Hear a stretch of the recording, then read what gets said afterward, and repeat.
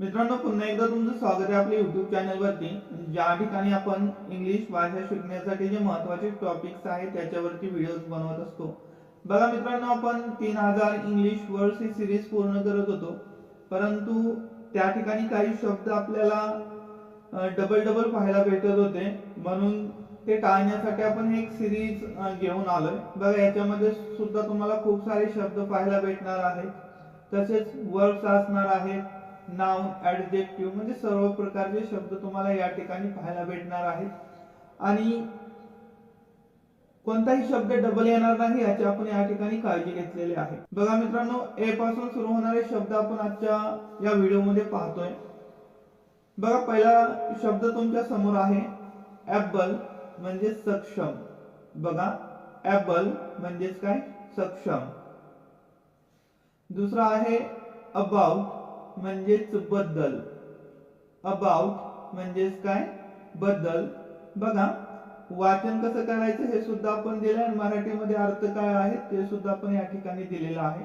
व्यवस्थितपणे समजण्याचा प्रयत्न करा, व्यवस्थितपणे त्या शब्दाचा अर्थ लक्षात ठेवण्याचा प्रयत्न करा। बघा, अबाव म्हणजेच वर। अबाव म्हणजेच काय? वर। पुढचा शब्द आहे ॲब्सोल्यूट म्हणजेच पूर्ण किंवा संपूर्ण। ॲब्सोल्यूट म्हणजेच काय? पूर्ण किंवा संपूर्ण। पुढचा शब्द आहे ॲक्सेप्ट म्हणजे स्वीकारणे, एक वर्ब आहे। ॲक्सेप्ट म्हणजेच काय? स्वीकारणे। पुढचा शब्द आहे अक्रॉस म्हणजेच पलीकडे किंवा आरपार। बघा, अक्रॉस म्हणजेच काय? पलीकडे किंवा आरपार। दोन्ही अर्थ लक्षात ठेवा। पुढचा शब्द आहे बघा ऍक्ट। ऍक्ट म्हणजे कृती किंवा वागणे। बघा, ऍक्ट म्हणजेच काय? कृती किंवा वागणे। पुढे बघा, पुढचा शब्द आहे ऍक्च्युअल म्हणजेच प्रत्यक्ष। बघा, ऍक्च्युअल म्हणजेच काय? प्रत्यक्ष। पुढे आहे ऍड म्हणजे जोडणे। बघा, ऍड म्हणजेच काय? जोडणे। पुढचा शब्द आहे ऍड्रेस म्हणजे पत्ता किंवा संबोधन। बघा, ऍड्रेस म्हणजेच काय? पत्ता, म्हणजे आपण कुठे राहतो तो पत्ता, आणि संबोधन म्हणजेच तुम्ही भाषण देता त्याला काय म्हटलं जातं? ऍड्रेस। ठीक आहे। पुढे बघा, पुढचा शब्द आहे ऍडमिट म्हणजेच मान्य करणे। ऍडमिट म्हणजेच काय? मान्य करणे। पुढे आहे ऍडव्हर्टाइज म्हणजे जाहिरात करणे। ऍडव्हर्टाइज म्हणजेच काय? जाहिरात करणे। पुढे आहे अफोर्ड म्हणजेच परवडणे।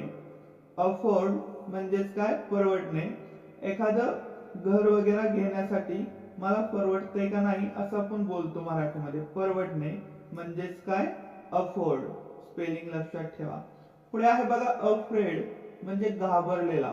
अफ्रेड म्हणजेच काय? घाबरलेला। पुढचा शब्द आहे आफ्टर म्हणजे नंतर। आफ्टर म्हणजेच काय? नंतर। पुढे आहे आफ्टरनून म्हणजे दुपार। आफ्टरनून म्हणजेच काय? दुपार। पुढे आहे अगेन म्हणजे पुन्हा। बघा, काय शब्द आहे? अगेन म्हणजेच काय? पुन्हा। पुढे आहे बघा अगेन्स्ट म्हणजे विरुद्ध। अगेन्स्ट म्हणजेच काय? विरुद्ध। पुढे आहे एज म्हणजे वय। बघा, एज म्हणजेच काय? वय। पुढे आहे अगो म्हणजे पूर्वी।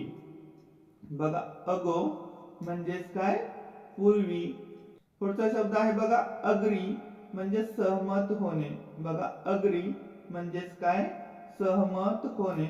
पुढे आहे अहेड म्हणजे पुढे। अहेड म्हणजेच काय? पुढे। पुढे आहे एअर म्हणजे हवा। बघा, एअर म्हणजेच काय? हवा। पुढचा शब्द आहे ऑल म्हणजे सर्व। बघा, ऑल म्हणजेच काय? सर्व। आणि शेवटचा शब्द आहे मित्रांनो अलाव म्हणजे परवानगी देणे। बघा, अलाव म्हणजेच काय? परवानगी देणे। आता बघा मित्रांनो, इंग्लिश शब्द आपण पाहिले, त्याचे मराठीमध्ये अर्थ आपण पाहिले। आता या ठिकाणी काही मराठी शब्द म्हणजे हेच जे आपण मागे पाहिले तेच मी या ठिकाणी उच्चार करतोय। तुम्हाला आठवायचे की त्याच्यासाठी इंग्लिश शब्द काय पाहिला होता आपण, जेणेकरून तुमचा सराव होऊन जाईल। बघा, परवानगी देणे, सर्व,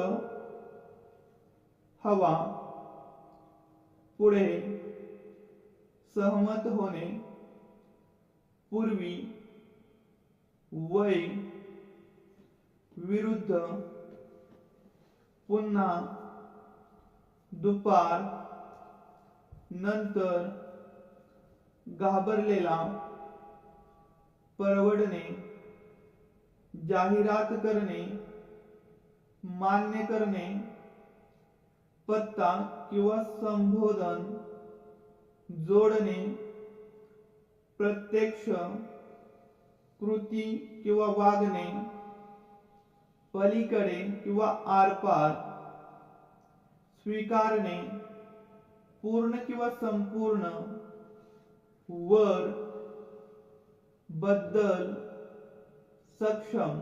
तर यासाठी इंग्लिश शब्द काय आहेत, ठीक आहे, ज्यावेळेस मी बोललो त्यावेळेस तुम्हाला ते आठवतायत का बघायचे, जेणेकरून तुमचा एक सराव चांगल्यापैकी होऊन जाईल. तर चला मित्रांनो, भेटूया पुढच्या व्हिडिओमध्ये. Thanks for watching.